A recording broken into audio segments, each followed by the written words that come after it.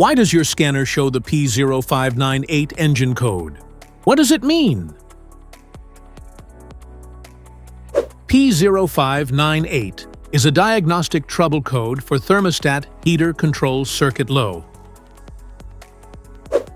The P0598 engine code, or indicate the powertrain control module, PCM, has detected a drop in voltage to the electronically controlled thermostat heater, usually caused by an internal short or a wiring failure.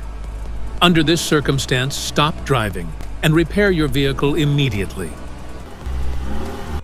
So, what causes this imbalance? Here are the most common culprits. This error can be caused by these possible faults in your vehicle. Failed thermostat heater short. Damaged or open wiring. Corroded or electrical connector. Blown fuse or faulty relay. Poor grounding or ECM issue. Each DTC code corresponds to a specific issue in your vehicle.